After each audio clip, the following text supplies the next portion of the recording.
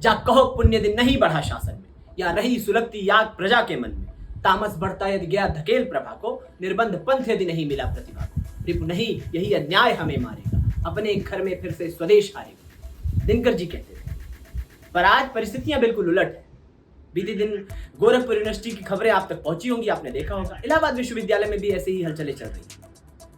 जब छात्र संगठन किसी भी दल का हो, एनएसयूआई हो, अखिल भारतीय विद्यार्थी परिषद हो, छात्र सभा हो, एसएफआई हो, या मुक्त रूप से आप छात्र राजनीति कर रहे हैं, आपके बारे में एक परसेप्शन गढ़ दिया गया है देश में, प्रदेश में, कि छात्र नेता तो गुंडा होता है। आप जब जब आवाज उठाते हैं, हम जब जब आवाज उठाते हैं, हमारे वोट छीनने के प्रयास होते हैं। हम जब जब मुठ्ठियां भींचकर इंकलाब करते हैं, हम पर लाठियां छोड़ी जाती हैं। जब हम सड़क पर निकलते हैं, उतरते हैं, आंदोलन करते हैं, तो हमारी छातियों पर लोहे के बूट उतार दिए जाते हैं। मेरी मुराद, मेरा सवाल देश के नौजवानों से, छात्र नौजवानों से, जो अभी भी शांत बैठे हैं, खामोश बैठे हैं। मैं आपको कुछ वानगी दिखाता हूँ गोरखपुर विश्वविद्यालय की, जो वहां से तमाम साथियों ने मुझे भेजा है। 3 इनके पहले के पूर्व कुलपतियों ने लिखा है, जो अखबार ने छापा है।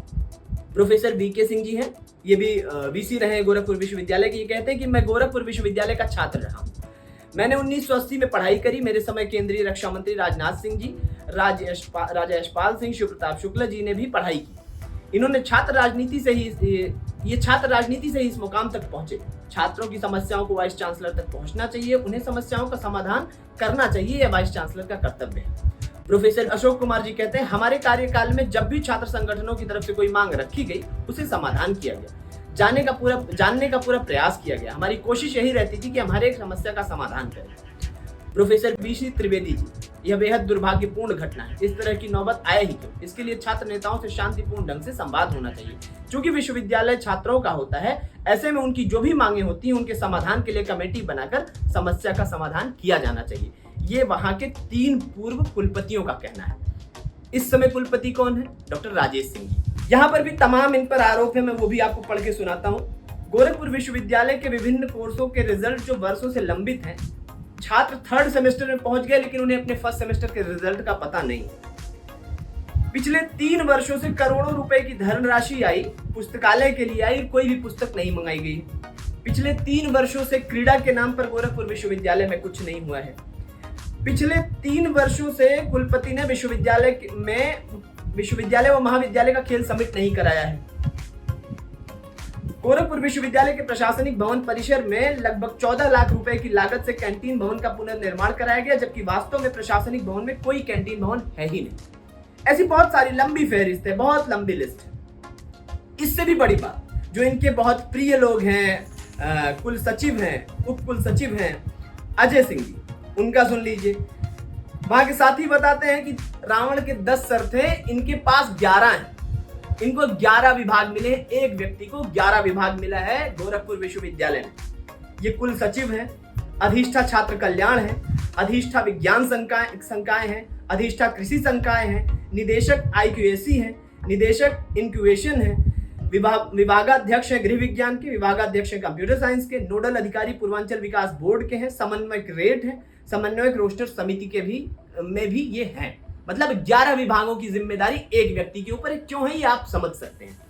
अब मेरे सवाल आपसे, जिस विश्वविद्यालय में राजनाथ सिंह जी पढ़े, तमाम पता नहीं कितने छात्र राजनीति के लोग वहां से निकले हैं। मेरे जनपद में बाबूराम सिंह जी सांसद थे, वो भी गोरखपुर विश्वविद्यालय से पढ़े। चंद्रशेखर जी का भी वहां आना जाना रहा है, जेपी का वहां से आना जाना रहा है। इवन इस समय उत्तर प्रदेश के मुख्यमंत्री माननीय योगी आदित्यनाथ जी अखिल भारतीय विद्यार्थी परिषद की राजनीति करके आज यहाँ तक पहुंचे।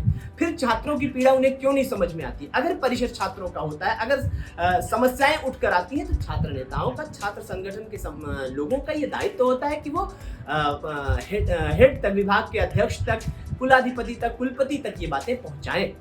और अगर नहीं पहुंचा पा रहे हैं तो क्यों नहीं पहुंचा पा रहे? मैंने देखा वहां पर, तमाम आप लोगों ने देखा कि बहुत शांतिपूर्वक एक धरना प्रदर्शन चल रहा था। छात्र वहां शांतिपूर्वक धरने पर बैठे थे और कुलपति महोदय वहां से निकल रहे थे। हम लोग भी जब आंदोलन करते थे, धरने पर बैठते थे, तो ऐसे ही अधिकारी आते थे पुलिस के घेरे में। छात्र नौजवानों को लगा कि हमारे अभिभावक हमारे बीच में हमारी बात सुनेंगे, हमारी समस्या सुनेंगे, और अचानक से अभिभावक महोदय पिछले दरवाजे से चुप्पे से निकल जाने की फिराक में लगे। छात्रों ने उन्हें रोकने का प्रयास किया, और ये कोई भी छात्र संगठन करता, कोई भी व्यक्ति करता जिससे मिलने के लिए 4 दिन से इंतजार कर रहा है, उसको सामने से गुजरता हुआ देखकर कौन नहीं मिलना चाहेगा। वो सामने गए, उन पर लाठियां चलाई गई, आक्रोश में लड़कों ने भी हाथ उठाया। ये ठीक, आप इससे सहमत असहमत हो सकते हैं, लेकिन मैं फिर वही कहूंगा कि अगर आपका धैर्य टूट सकता है, अगर आपकी बदतमीजियां बांध तोड़ सकती है, तो छात्र नौजवानों को आप कहने के अधिकारी नहीं। मेरा सवाल, मेरी मुराद प्रदेश भर के छात्र नौजवानों से है। जितने भी विश्वविद्यालय हैं, जितने भी महाविद्यालय हैं, जहां जहां जो छात्र पढ़ता है, इलाहाबाद विश्वविद्यालय में भी हालात बहुत खराब है। वहां भी बीसी इसी तरह निरंकुश हो गई हैं। उनके पति सुप्रीम कोर्ट में जज हैं, तो वो भी उन्हीं अधिकारों को बांध कर अपनी गठरी के साथ टहलती हैं और कतई नहीं सुनती है छात्र नौजवानों की। एक बात याद रखिएगा, आने वाला 15-20 साल बाद जिस दिन ये खेप खत्म हो जाएगी छात्र संघर्षों की, छात्र आंदोलनों की, छात्र राजनीति से निकलने वाले नेताओं की, मान लीजिएगा कि देश का लोकतंत्र कमजोर हो जाएगा, देश के लोकतांत्रिक रीढ़ कमजोर हो जाएगी। आप बताइए, उसी कैंपस से डॉक्टर निकल सकता है, प्रॉक्टर निकल सकता है, इंजीनियर निकल सकता है, प्रोफेसर निकल सकता है, नेता क्यों नहीं निकल सकता भाई? छात्र हितों में सवाल करने के लिए, छात्र हितों को आवाज उठाने के लिए जो लोग आगे आते हैं वो दुश्मन क्यों हो जाते हैं, वो गुंडे क्यों घोषित कर दिए जाते हैं? अगर आप छात्र राजनीति की पूरी अवधारणा को ही गलत साबित करना चाहते हैं, फिर तो आप भगत सिंह को भी खारिज करना पड़ेगा, सुखदेव को भी खारिज करना पड़ेगा, राजगुरु को भी खारिज करना पड़ेगा, चंद्रशेखर आजाद को भी खारिज करना पड़ेगा। छात्र संघ कोई आज की व्यवस्था नहीं है, नालंदा विश्वविद्यालय से चली आ रही व्यवस्था है। और इसके लिए, इसको सजोने के लिए, संभालने के लिए कोई संगठन आगे नहीं आने वाला है, कोई सरकार आगे नहीं आने वाली है। छात्र नौजवानों, आपको मुट्ठी भींच कर आगे आना पड़ेगा, आपको संकल्प के लिए आगे उठना पड़ेगा, आपको लड़ना पड़ेगा। उसी विश्वविद्यालय परिसर से, उसी क्रांतिकारी मिट्टी से, पूर्वांचल की मिट्टी ने सर्वाधिक संघर्ष किया, देश की आजादी में सर्वाधिक संघर्ष किया, साहित्य की अभिरुचि में सर्वाधिक संघर्ष किया, सामाजिक संरचना को स्थापित करने में। उसी मिट्टी से, उसी समाज से एक शायर आते हैं, राजेश राही, उनका शेर है। मैं उन्हीं के हवाले से आपसे कहना चाहता हूं कि ना हम सल्फास खाते हैं, ना हम फांसी लगाते हैं, जरूरत हो तो फिर हम जान की बाजी लगाते हैं। विचारों को कहां दुनिया में कोई कैद कर पाया, वो पागल हैं हवाओं पर जो पाबंदी लगाते हैं।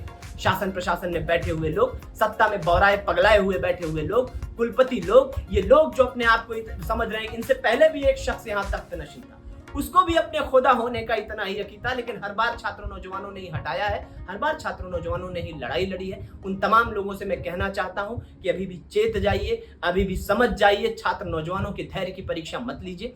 ये हिंदुस्तान छात्र नौजवानों के बूते, लोकतांत्रिक है, उन्हीं के बूते खड़ा है। देश की 65% आबादी हम लोग हैं और हमारे ही बूते ये लोकतंत्र खड़ा है, ये मत भूलिए। और छात्र नौजवानों, आपसे कहना चाहता हूं कि जब जब आपकी आवाज दबाई जाए, जब जब आपको रोका जाए, जब जब आपके सत्य वचन को खारिज किया जाए, जब जब आपके इकबाल इंकलाब पर सवाल उठाया जाए, तो जाकर कह दो बदजुबान और बेकाबू कप्तानों से, चौकी चौकी जाकर कह दो, जाकर कह दो थानों से, हम डरते नहीं हथकड़ियों से, लाठी से, उनकी गोली से, हम हैं आगे बढ़ने वाले इंकलाब की बोली से। इंकलाब जिंदाबाद।